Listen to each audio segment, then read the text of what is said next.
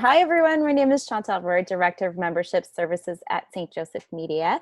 It's great to virtually see you all here tonight. Thank you for joining our TL Insider Masterclass around cocktails with our very own bartender-in-residence, Evelyn Chick. This evening, Evelyn will walk us through a few different categories of whiskey and showcase a fantastic local brand, Lot 40, 100% Canadian rye.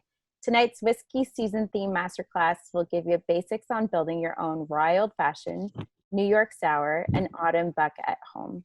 Here are some quick housekeeping rules. Please make sure to ask any questions you may have in the chat at the bottom of your screen. But feel free to ask any questions along the way. Evelyn will be happy to answer any questions you may have. So I hope you're all ready to go with your ingredients and tools.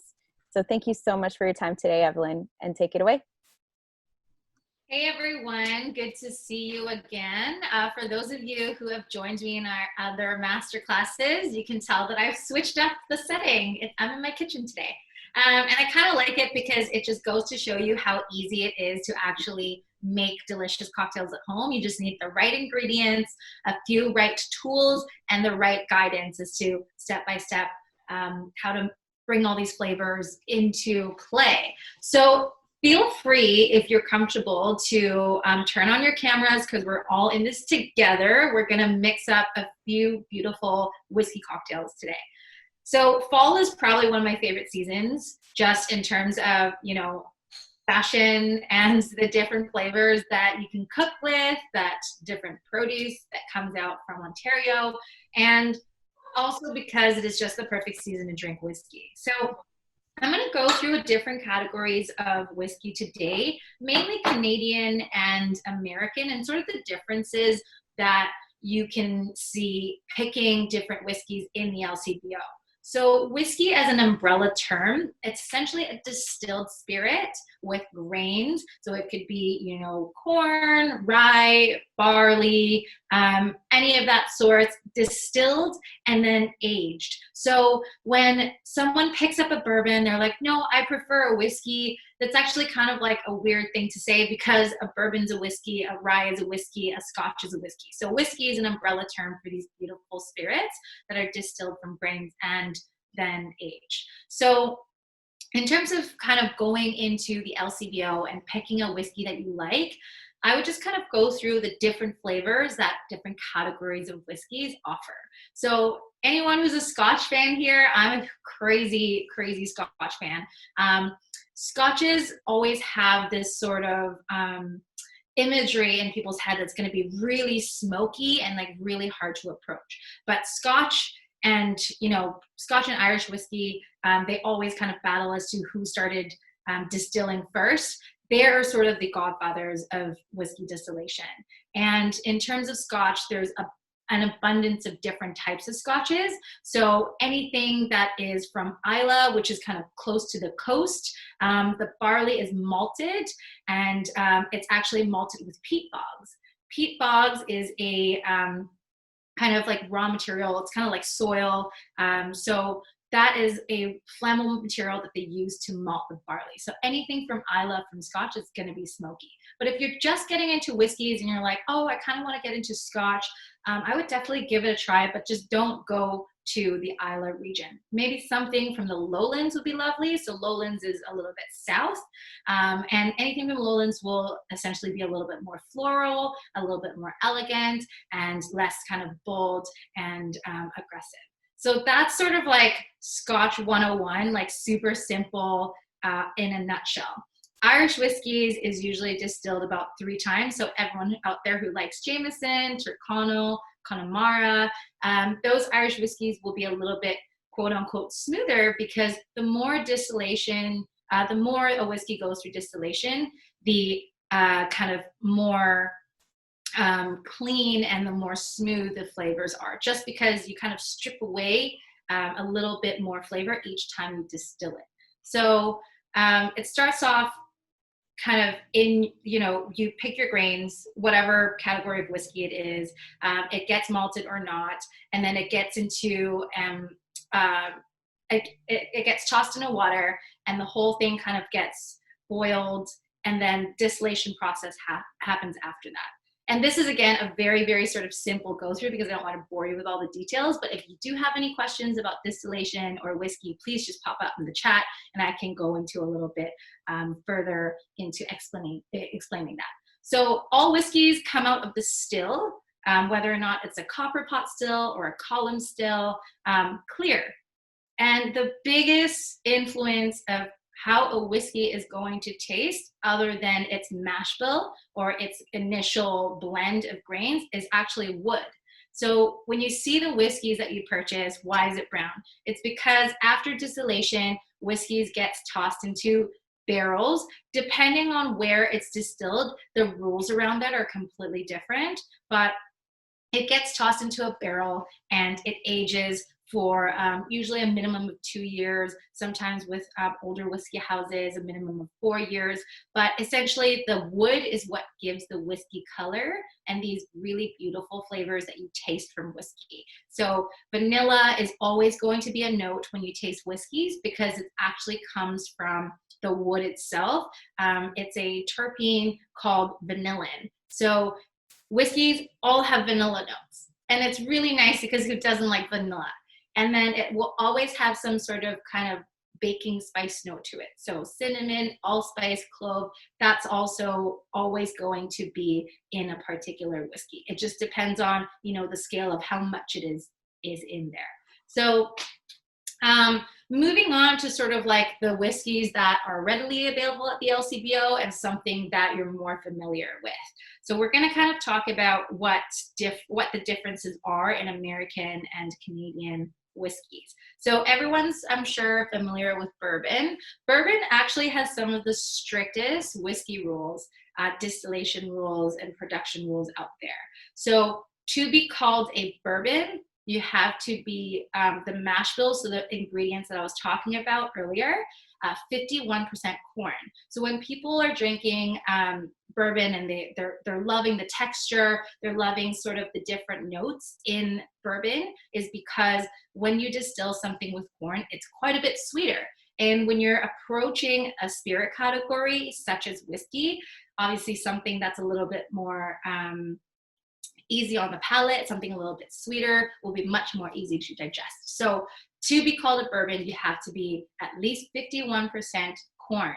And then the rest can be wheat, rye, again, barley, a mixture of that, whatever that is. So each bourbon house will have their own mash bill, and that mash bill is proprietary, and that kind of gives you the different types of flavors that you'll find in bourbon out there. I personally love Woodford Reserve, so I always have a bottle of this. And with Woodford Reserve, other than the 51% corn minimum of the mash bill, it's rye heavy. So the rye kind of gives it a little bit more of that like allspice, even some chicory notes at the end, and it makes it a little bit more bold. So if you're looking for a bourbon, if you're looking for a whiskey in the LCBO, try to take a look at the mash bill, and then you'll figure out sort of whether or not that whiskey is fit for you. So corn usually gives a little bit more sweetness. Rye gives it like an allspice, like a little bit more boldness to it. Wheat kind of like mellows it out a little bit, but it gives it that like kind of citrusy edge. And then barley gives it that like beautiful bready notes. And then, so as I was saying, the distillation, after distillation, all the whiskeys come out clear. And then now you can put them in beautiful barrels. And for bourbon, it has to be 100% new American oak. So imagine aging this bottle of whiskey. The barrel's completely new, and barrels are very expensive. They have to toss that barrel right after. So after the barrels have been used for bourbon, it usually gets shipped to tequila distilleries, gets shipped to rum distilleries, cognac distilleries, whatever that is. So that particular kind of like ecosystem in the whole spirit industry is actually really interesting. So that is kind of your bourbon in a nutshell. But because we're in Canada and I feel like this category is so misunderstood all the time, I really want to talk about rye today. Just because bourbon you're familiar with, but with rye, there's a little bit of a flavor difference and textural difference, not even just in cocktails, but in sipping. So if you're not used to drinking ryes that are 100% rye or the newer age ryes in Canada, you're probably, not really going to be loving it immediately, unless you've been a rye drinker forever, which I have. So in terms of Canadian whiskeys, like I'm sure everyone's familiar with Crown Royal. I've definitely gotten a little bit tipsy in high school with some Crown Cokes. So Crown Royal, I would say, is something that is a call brand, like everyone knows about it.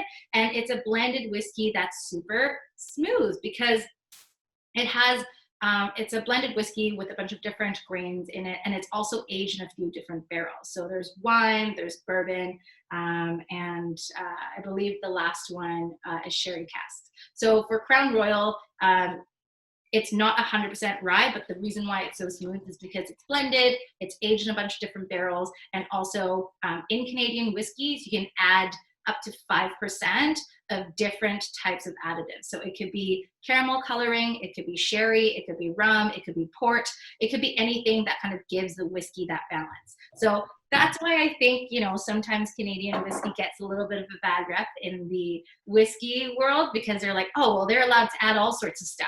But in true kind of like Canadian nature, it's only very little, and we like apologize for it, So Crown Royal is something you're familiar with, and definitely great whiskey. Another one you probably have seen is Canadian Club. So this one's actually a 12-year-old Canadian Club. Any whiskeys that are aged a little bit more doesn't necessarily mean that it's better.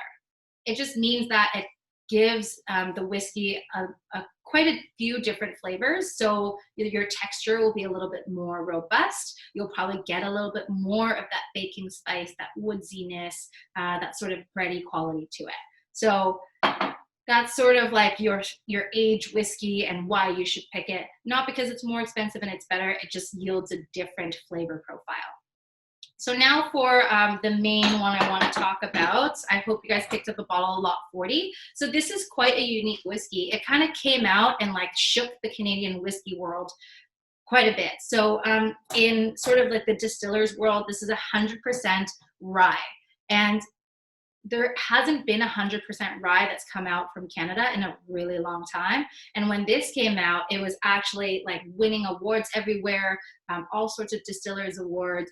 And the master distiller and master blender, Dr. Don Livermore, has a PhD in distillation, and he actually like helped build all these like crazy technology to test the pH levels of the distilleries, like the water levels, all that sort. So this is quite like an innovative product. It's 100% rye that's copper pot distilled.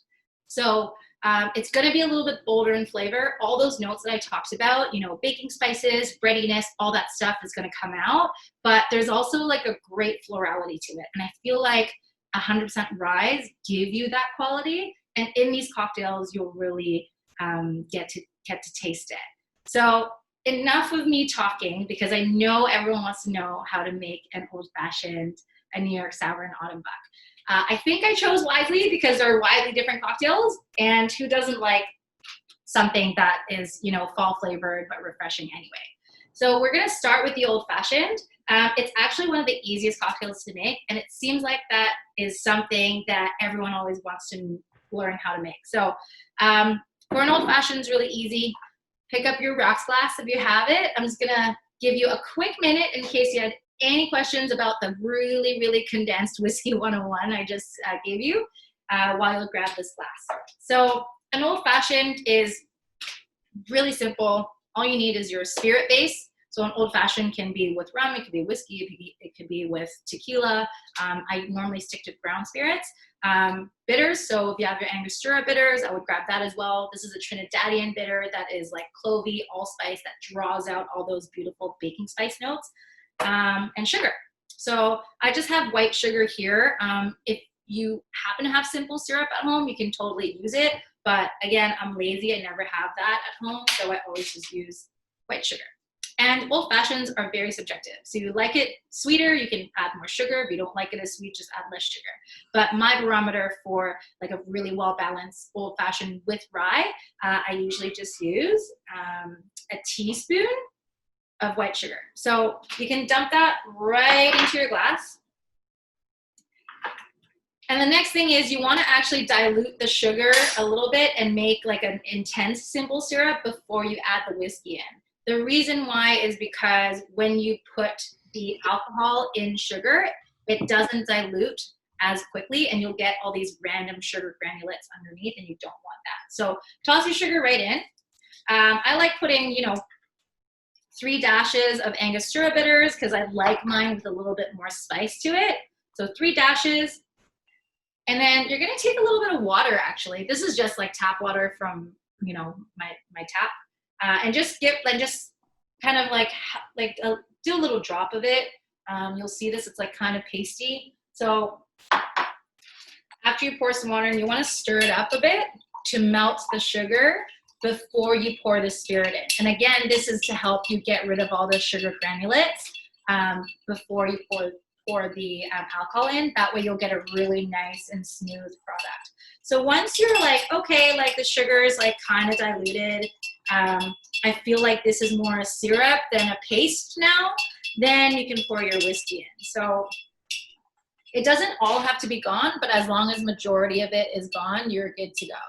And if you have a sugar cube, same thing, just dilute it a little bit first, and then you can pour your whiskey in. So old fashions, I usually use 2 ounces. If you're using a tablespoon, that's 4 tablespoons of whiskey.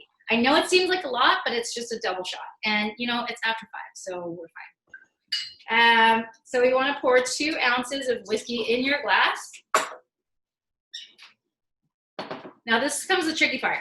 This is the stirring part. You have to be patient because an old fashioned usually takes a little bit of time, but it's totally worth it at the end. So you actually want to pack your glass, because I have like cube ice like this. You want to pack your glass so the ice sits above the level of your whiskey, because what's going to happen now is that when we stir it, so you can use a chopstick, you can use a bar spoon, whatever that is. If you don't have fancy tools, it's all good. I'm going to demonstrate with the chopstick just so you know I'm not just bluffing. So the purpose of it is you want to make sure the ice kind of helps get the liquid going. So you want to brace the back of your chopstick in the inside of your rock glass and just keep stirring it. And the reason why you want more ice than your than where your liquid is because the old fashioned needs quite a bit of dilution. Otherwise, you'll just be drinking warm whiskey. So when you stop is you also don't want it to be over diluted. So once the ice starts dropping and it looks like it's no longer diluting, and I'll stop just so you can take a look. Do you see how the top 2 cubes I have is now sunk in? So this is when you can pretty much stop. And you can feel that the glass is cold. You've given it sort of like enough agitation, and you see that all the sugars have gone and there's no granulates anymore. So this is when you know your old fashioned is ready.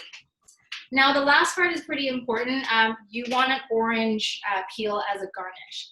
So you'll take an orange, anything that's like uglier and like more rough will give you more oils. So if you're picking oranges to zest for your cocktails, try to pick the ones that are like not the juicing oranges, but ones that are just like, a little bit rough and ugly. So I usually like a nice long peel. So just use a potato peeler or whatnot. Nice long peel. So there's your rough part. And then there's there's the part where you have the pith. You don't want that pith part to kind of go onto your glass because that's where all the bitter oils are. All the sweet oils are where the rough part is. So if you look at your old fashioned, what I'm going to do is just like take this, so your rough part out, and I'm just going to squeeze it on top. And I hope the sun can catch a little bit of the oils because those sweet oils is what you want for the whiskey. So just zest directly on top, and then you can toss this in. This can be your stir stick while you're drinking it. And now when you smell your old fashioned, you get all the beautiful sweet orange oils immediately, because you also drink with your nose, right? So that orange oil is gonna kind of transcend throughout the drink while you have it. So take a little sip. You did very well. Cheers. That's a great old fashioned. That is a really nice old fashioned. So for those of you who've been drinking old fashions, do you see a difference between bourbon and rye? Like it's a little bit more bold, a little bit more spicy. Like, do you like it? this whiskey needs a little extra body. Yeah, yeah, I agree. Jason says it's wonderful. I know it is. Whiskey does hit the right spot. So that's an old fashioned. It's really that simple. And again, if you're like, oh, I feel like this is a little bit too sweet, whatnot, then add more whiskey. You know, just add a little bit more whiskey, like get it down to the sweetness level you want. But now that you have a bottle of whiskey, some sugar and bitters, you can literally make old fashions for yourself every night, and that's amazing. You know. The second cocktail, don't feel like you have to drink all these cocktails. You can save them for later. Sometimes when I'm like, oh, I just cannot have any drinks right now, I just stick it in the freezer. And because the old fashioned is mostly 40% alcohol, it'll stay cold, and it's a nice little trick for later. So the second cocktail we're gonna make is called a New York Sour. So it's definitely a variation on a whiskey sour. So when you go out and you order a whiskey sour, it usually comes with egg whites and it's nice and frothy. I've demonstrated a sour on my master classes before. So today I figured I'd switch it up and do something that can like really wow your guests when we can have guests over in your little bubble. And it's super easy to make, but it's really beautiful. So you can use a gin bottle, you can use a shaker tin if you want. If you like my bar tools, I actually have a really nice discount for TL insiders at Cocktail Emporium. So if you're like, I need to up my cocktail game, go to cocktailemporium.com. I have a collection there called Evelyn Chick Projects Collection, and use the code EC Projects, all capital. Chantal, if you don't mind typing it in there, you get 15% off. And I just put a really beautiful bar set there for anyone who's looking for a holiday gift. So you can use a shaker tin, you can use a gin bottle, whatever that is. And then the glassware you need is a coupe glass, or if you have a rocks glass, that's fine too, because we're gonna be layering this drink. It's gonna look really beautiful. So for this drink, again, it is a variation on a sour. So a sour is typically just spirit, sugar, citrus. Whether or not you need an egg white in there is kind of your preference, but this New York Sour kind of combines a little bit of red wine in it. So think about the baking spices that I was talking about earlier. Imagine how nicely that would go with, you know, kind of like the fruit notes from a red wine that might be like sitting in your fridge a little too long, or sitting in your shelf for too long. So we're gonna start off with 1.5 ounces of Lot 40 rye whiskey. So 1.5 ounces if you're using a tablespoon is 3 tablespoons. Again, it seems like a lot, but it's only 1.5 ounces. And then you're gonna do 1 full tablespoon of sugar.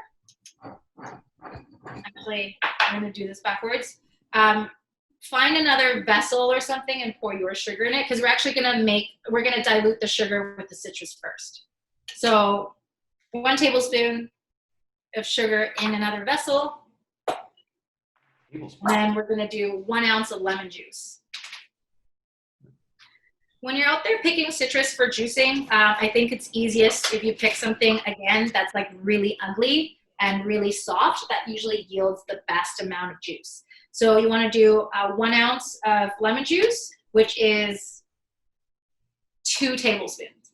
So I'm gonna grab my juicer. Let's see here.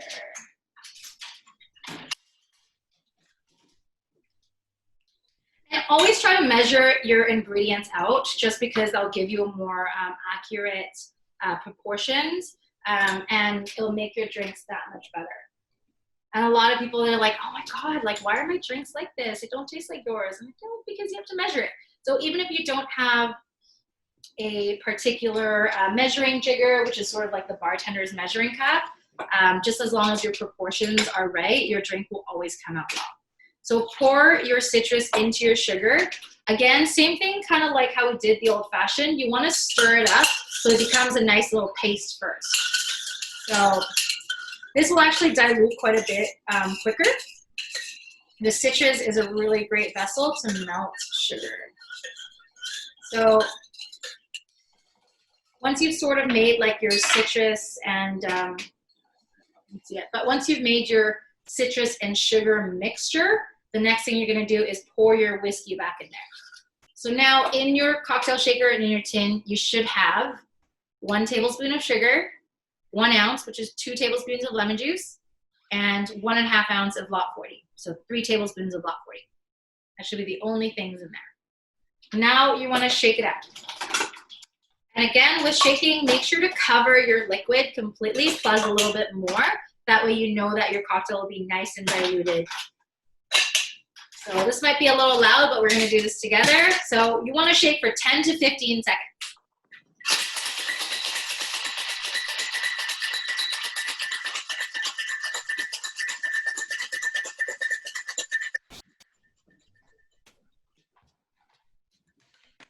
So you know you're done when your tin starts getting a little cold. And when you're shaking, you can hear the ice kind of going up and down. So what it does is that it rounds up the ice cubes on the side, and those little ice chips will chill your drink. And then the next thing is just to strain it into your coupe, your cocktail glass, whatever it is that you chose to use. So it doesn't look that interesting now, but it definitely will. All right, so this is your base. You can totally just have this and it'll be very delicious because this is the base of a whiskey sour. So the next time you make this cocktail and you're like, no, I want to try the egg white in the first step of adding the lemon, the sugar, and the lot 40, toss an egg white in there and shake it without ice first, and then add ice and shake it, and that'll be your like traditional frothy whiskey sour. So this cocktail recipe is very interchangeable. Remove the wine, add the egg white. That's your, traditional whiskey sour. I think it's so delicious. So with the red, why did I pick to do a New York sour? So like I mentioned before, all these flavors are kind of like a really cool complement to each other. I picked a Pinot Noir that I've had, a Mission Hill from BC, from my fridge that I just had sitting there. I'm gonna measure out about 2 ounces of it because it's a lower ABV additive. So I'm gonna measure out about 2 ounces. It doesn't really have to be that accurate. So what you're gonna do is actually float this onto the drink. And it's actually a lot easier than it sounds. So for the sake of just showing you how easy it is, you can just use like a soup spoon. You don't even need a bar spoon. And what you're gonna do is actually set it right on top of your drink. I wish I could kind of like tip over and show you. And have like maybe a little bit of liquid in it. So this is like kind of the amount of liquid you should have in it. So just float it right on top of your drink like that. And then listen to the tin. So grab the measured wine that you have, and what you're gonna do is just pour directly into the middle of the spoon, slowly. And what you'll see is that it'll start distributing the liquid all around the coupe. And then you just slowly kind of like slide your spoon out like that. So as you can see, this is just a regular soup spoon. And your drink is gonna be like beautifully layered like this. So this is one of those drinks that are like, again, super easy to make. We did it together and it's like a very impressive looking drink. So what you'll get when you get this, and the reason why you take a little bit of that liquid from the whiskey sour base that you made and put it in the spoon first. So it kind of like integrates onto the top of the drink. So when you drink it, you're gonna get a little bit of the red, but you're also gonna get all the beautiful whiskey notes at the bottom. So cheers, give it a sip. Again, you did fantastically.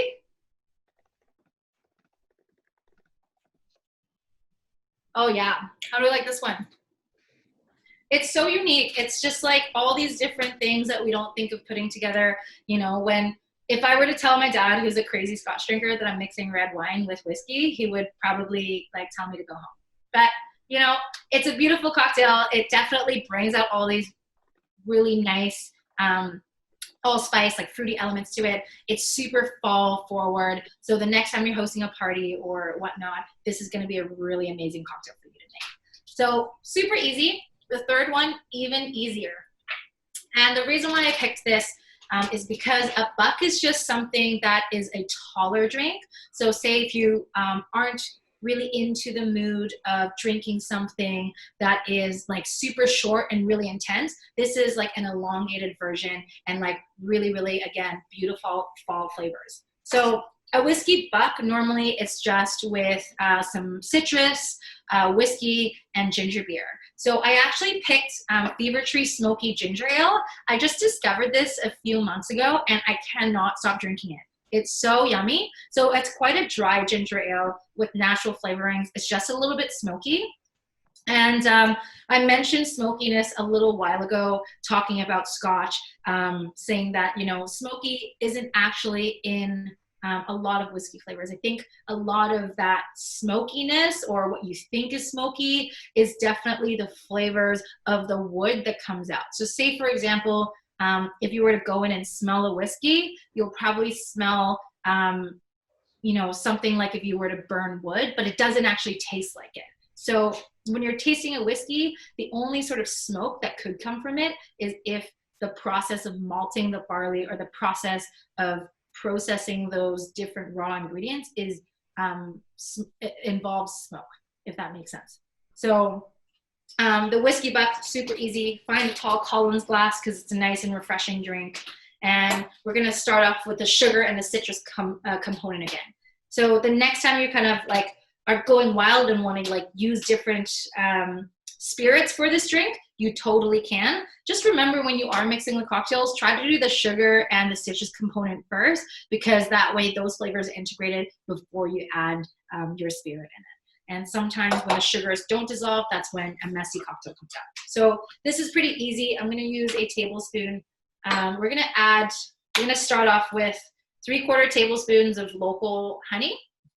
And the reason why I'm starting with honey in my tablespoon, because I'm going to wash it out with my citrus, because it's quite viscous. So if you need help with a spoon just to like scoop it out, you can, and you can use the same spoon or same chopstick to stir your cocktail. So after that, you want to do an ounce of lemon juice. So you can use regular ginger beer. Yeah, absolutely.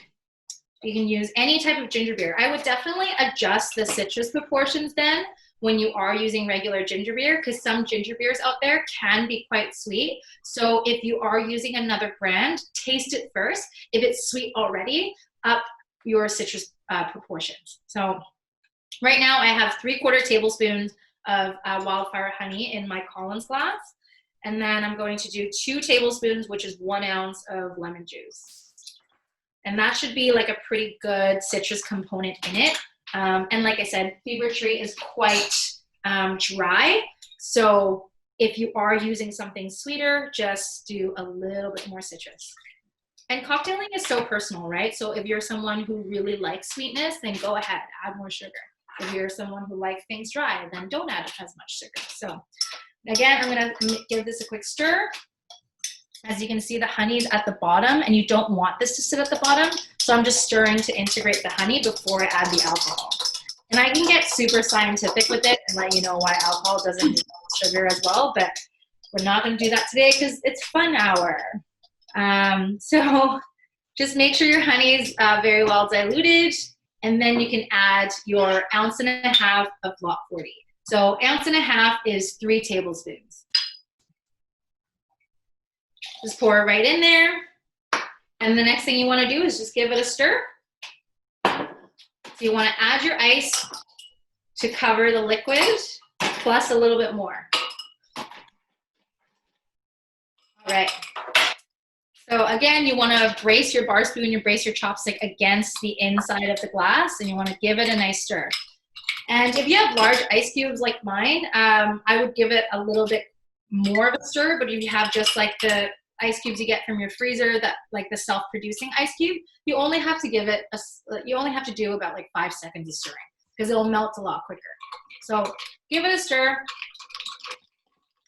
All right.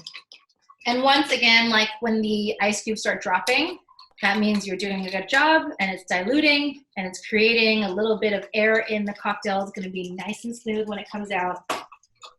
And then you're going to top it with your ginger beer, ginger ale, whatever it is. So I've picked Fever Tree Smoky Ginger Ale. I'm just going to top it with that. And this process, super important, the last couple stirs integrates the ginger ale into the drink, or the ginger beer into the drink. And that way you won't just taste all ginger and nothing else. So all of this is integrating those beautiful flavors together. And again, I feel like Lot 40 has really sort of like bready, amazing notes. This cocktail is going to be like super gingerbready. It's gonna taste so delicious. So if you want, we can garnish it with the lemon wheel. So if you're having guests over, I'll explain kind of why I do garnishes the way it is. this cocktail, like I said, it's a very subjective thing. So if you want it a little bit sweeter, then add a little bit more honey, or add a little bit less sugar. But the reason why bartenders garnish anything, or why a good host garnishes everything, because you're giving your guest a choice as to how they can alter their drink. So I like garnishing this with a lemon wheel, because in case the guest is like, oh, okay, this is a little bit sweet, then they can actually squeeze the lemon wheel in and make it sort of their own. So this is your autumn buck. It's super easy to make. And if you want to jazz it up even further, in the process of putting the honey and the lemon in, you can maybe toss an herb in, like a thyme sprig or a rosemary sprig, and just give it a quick stir. And that way that will kind of pull out the savory notes of Lot 40 or any sort of whiskey you choose. So this is the autumn buck. Cheers, everyone. I can see a couple people cheersing. You did a great job again. Oh my God, I love this one. It's so easy. It's like 1, 2, 3, 4 ingredients. And it honestly pulls out all the beautiful flavors of the rye whiskey. And if you want to add a bit more whiskey to it, it doesn't necessarily have to be 1.5 ounces. It's not going to throw out the balance of the drink at all. It's just going to be a little bit bolder and a little bit more sort of allspice forward. So I'm really interested to see kind of like what ginger beer and ginger ales you're all using, because that changes the drink quite a bit. So I guess depending on like your own preferences, pick the brand you like. I just picked Fever Tree Smoky because I feel like that little bit of smokiness from this actually adds like a tea quality to it. So I'm super down for that. But so these, I'm going to go through and walk through our 3 cocktails again, just so we know. You can see all of them. Do I recommend torching the lemon for garnish? Yeah, 100%. If you want to torch it, it gives it that like nice caramelized flavors. I would be careful with torching citrus because when you do torch the outside where the skin is, it kind of makes it a little bit more bitter. But 100%, if you're like kind of just lightly torching it, it gives it that like really kind of cool charred quality. So I've actually done cocktail garnishes before where I've taken, say, like a lemon wheel and I sprinkle some sugar on it and I brulee it. So like I would torch that and then use it as the garnish. And that way you smell the caramelization of the sugar on the citrus and it works really well. It's super impressive. And again, a really simple way to elevate your drinks. So old fashions, really simple. What I did here was put a 1 teaspoon of sugar with 3 dashes of Angostura bitters, a little bit of water, dilute that first, add your sugar in, add ice and stir. And remember when you're zesting the orange to allow for the really kind of rough and oily part to go to zest onto your drink, because that's where all the sweet oils go. So the second one is a whiskey sour called a New York sour. So the base is 1.5 ounces of Lot 40, 1 tablespoon of sugar, 1 ounce of lemon, and you shake that. And how you layer it is really simple. You just take your spoon, dip it in there, and then pour a little bit of red wine over. Again, this is a super impressive looking drink that's so easy to make. And the Autumn Buck is probably one of my favorite like throw together after work drink. So it's just 3/4 tablespoon of honey, 2 tablespoons of sugar, or sorry, 2 tablespoons of lemon, 1.5 ounces of rye whiskey, and you top it up with ginger ale, ginger beer, whatever you think. Super simple, 3 cocktails that you can execute with any type of whiskey you want. I tailored these cocktails to rye. So say if you are going to use these ingredients with bourbon again, I would just dial down the sugar a little bit because like I said, bourbon is a little bit sweeter. So, you know, I think you're going to have a lot of fun with this. So thank you for joining me. Please ask me all the questions. If you want to turn on your mics and like comment and stuff, now is a good time because I'd really like to know how your cocktails taste. That was so good. Yummy. Good. Yeah, really well done. We really enjoyed that. Just a Awesome. quick question. I missed the very first drink. You had a liquid in it that you were dissolving the sugar in. Was that all bitters? No, so it's actually just water. Oh. Yeah, it's just water from my cup. It was brown. It turned brown though. Oh yeah, so bitters. Okay. Oh. So when you're making an old fashioned with whatever spirit you feel like, and this recipe for the old fashioned can be done with, like I said, rum or tequila if you like tequila. So it's just the 1 teaspoon of sugar, and then I put 3 dashes of the Angostura. That's what made it brown. And then before I add the whiskey, I added a little bit of just tap water because that helps perpetuate the dilution a little bit, and it also helps melt the sugar before you add the spirit in. So if you add the spirit in right after and not dilute the sugar and bitter mixture first, the sugars can sit there and it'll be like really grainy and it won't be nice because your last sip of the old fashioned will be just sugar. Yeah. Okay. Yeah. Thank you. The drinks were amazing. You're Really? welcome. So in terms of your technique for floating, like the red wine and any other components, I've usually seen bartenders do it with the spoon upside down. You can do that as well. I just find the easiest way to do it is like the right side up because you know where to pour it. So I have to say this way was much better. yeah. It was the most successful float I've ever done, so thank you. Good. You're welcome. You can float all sorts of stuff. I've actually made the New York Sour if you're a port fan. I've done a New York Sour with port, and I just dialed down the sugar a little bit. So I guess it depends on also what you pick. Again, I can get really nerdy and like chemistry forward on this and like talk about like different like weights of the particular liquid. But essentially, when you think about it, anything that is like lighter in weight, lighter in sugar will float, and anything that's heavier in sugar content will sink. So if maybe you're if you're picking something that is like a base that isn't particularly heavy in sugar, then all that stuff is just going to mix together. But like you remember Pousse Cafes, like like everyone remember Pousse Cafes. So that particular recipe is perfected in a way where like it's actually the density of the particular liquids that help with the floating. But I just think in terms of technique, this is much easier because you can physically suspend the liquid that way, and you just have to make sure when you pull the spoon out to just sort of like lightly like slide, you almost like twist it and slide it out this way. Yeah, I love the technique. I thought it was great. Good. Awesome. Yeah. Sweet. Anybody else with questions? I figured the whiskey class would be like full of questions because I love whiskey and I have so many at home, and I just picked very particular ones today because I really wanted to showcase rye. I have a question. So can you tell us how you make or bake citrus that become like dried fruit garnishes for like these types of cocktails? Oh yeah, it's really easy. If you have a dehydrator, you literally just slice it really thinly, kind of like how you would a lemon wheel or a lime wheel. So I would just slice it to like this kind of thickness, so like the thickness of like the back of your knife. And then you just stick it in your dehydrator at no more than say 300 Fahrenheit.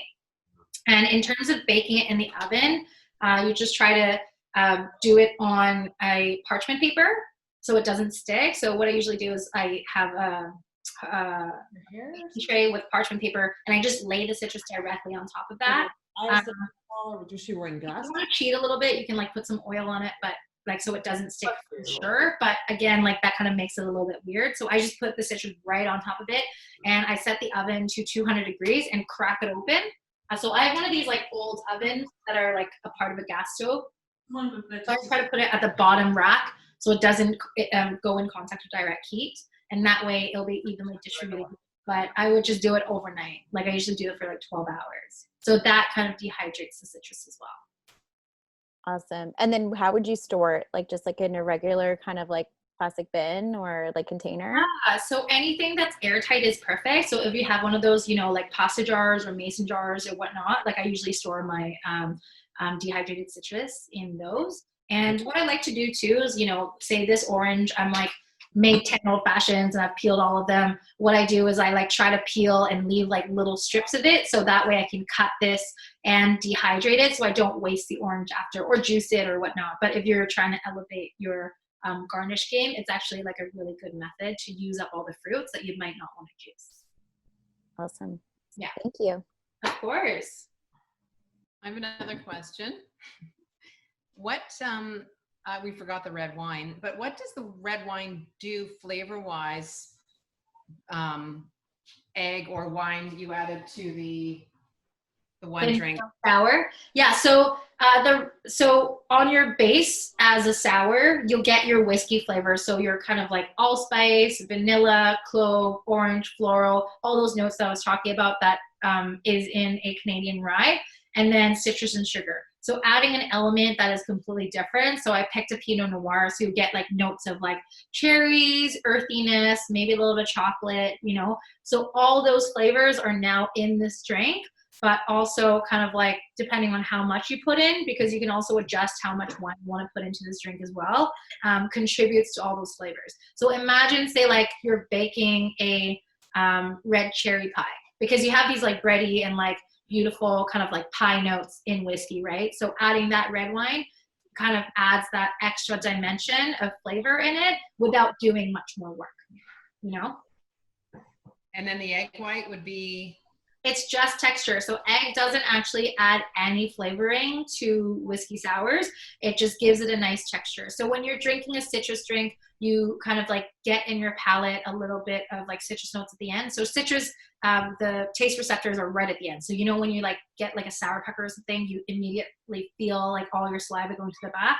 So with a whiskey sour with egg white, it gives it like a little bit of texture. So when you drink it, it kind of like evenly distributes all those flavors in your mouth, and it stays a little bit longer. And that's why people add egg whites to whiskey sours. It just like texturizes it. Okay. Awesome. I got a question. There's a barefaced Canadian whiskey that's blended with an agave spirit. Have you ever tried that? So like I have not tried it. I've seen it. Technically, you can call it a Canadian whiskey as long as it's not more than 5% of the blend. So I don't actually know if they can call it a Canadian whiskey, but I've heard of it. I think it's really interesting. I'm definitely interested to try it. I think what an agave spirit can offer to, say, a whiskey would probably be something of like a greener, more grassy notes. That's usually what I taste when I go and taste something that's an aged tequila or an aged agave spirit, is that you get that really like cool underlying like cut grass, herbal, really sort of like fresh quality to it. So I'm interested in trying it for sure. If someone wants to bring me a bottle, hey, I'm not gonna say no. Cool, thanks. Of course. Can I ask a question about egg whites? Yeah. So I know that you mentioned it earlier about the whiskey sour, saying like you could shake it and then add the ice after. So we've experimented with egg whites in the past, and we haven't had much success to get it really foamy and frothy. Do you have any tips about how best to do that? Yeah. So are you using pasteurized egg whites like from the carton, or just fresh egg whites? We've done both. Yeah, it doesn't actually matter. So the technique is really important. So when you're doing a whiskey sour, if you're using like a simple syrup, lemon juice, whiskey combination, and then you add the egg white after, the first part of aerating it, so aerating just means adding air to the mixture, is actually more important than the actual shaking part, because aerating it is actually, just think about you're whisking the egg white like how you would in a meringue in a shaker tin. So when you're adding, you know, your whiskey, sugar, whatever, in the egg white, when you're aerating in it, don't just go like this and like shake it. Make sure to go up and down. So when you're looking at the liquid, say if you're looking past the shaker tin and you're putting the liquid in it, just make sure it hits the top and the bottom of the tin. So it creates kind of like a vacuum, and it goes in like an O shape. Just kind of imagine like how it would travel. So it's very, very like aerodynamic wise, like kind of goes this way and it goes up. So the aeration without ice is actually just as important as shaking it with ice after. So give that a shot. I would say, again, like when you add the egg white in, 5 to 10 seconds, and then you untin or whatever, and then add your ice, and don't put 2 cubes in, because that actually helps. That actually dilutes the drink quicker than you want to chill it. So I always like ballpark have your liquid that you have in your tin or whatever you're shaking it with it, and then you have enough ice to cover the liquid plus more, and that way when the bottom ice cubes are melting and diluting the cocktail, the top ice cube is keeping the rest of it chilled. So it's kind of like it's the same idea as if you were to throw 6 beers in a cooler and you throw like 3 ice cubes in there. That's not going to chill it properly. I know it's like totally different, but it's kind of the same idea. You have to make sure there's enough ice, and then that way it keeps the sort of aeration of the drink where you want it to, and it chills quicker while not diluting it. Because a lot of the times when you don't have enough ice, it just dilutes the drink, because when you think about it, it's breaking down those 3 ice cubes and not having anything else keep that internal temperature. So try the aeration and then adding enough ice, and you should be able to get some frothy whiskey sours out there. Awesome. Thanks so much. Of course. Somebody asked, is it possible if you have any alternative technique to make the New York sour with egg whites? Yeah, 100%. Like, so as I mentioned, with the aeration with the egg whites first, and then adding ice and shaking it, you would just pour the base, the whiskey sour base as it is, and then I would just float it the exact same way. And you'll actually get like your egg looking, you'll get your frothy top, and then the red, and then the whiskey at the bottom, and then the rest of the drink at the bottom. Does that answer your question? So I'd imagine these would also be good with 40 Creek. Yeah, 100%. 40 Creek would be a really good choice for this.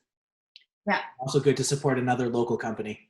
100%. There's so many beautiful Canadian product out there right now. I know like some of my friends work for Dillon's Distillery, and their rye is really nice. It comes in a tiny little bottle. 40 Creek is a fantastic choice. The 40 Creek single barrel would also be good if you want something that's a little bit more bold. But, you know, we as an industry is just struggling so much. So I always just try to pick something that's local and try to support some of our own distilleries. You know, love America and their bourbons, but, you know, Canadian whiskeys are awesome too. Evelyn, what are your thoughts on pre-batched old fashions?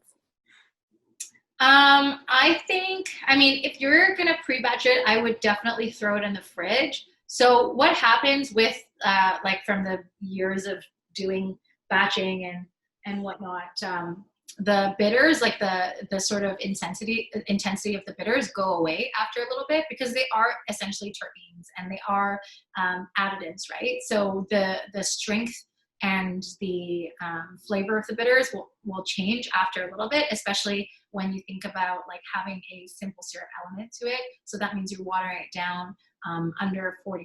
So anything that is like a little bit diluted will definitely change throughout time. I mean, you can definitely keep a bottle of like pre-batch old fashioned in the fridge, no problem, like for a few weeks, if not like even a few months. But now that you know a method in making an old fashioned that's so easy, I would just like try to do it fresh. Got it. But it's a good park idea though. Yeah, right? So can you give us a little sneak peek as to what to expect for our next Caltech class, maybe in November or December? We were chatting earlier about a few ideas that came to mind. So can you give us a little sneak peek?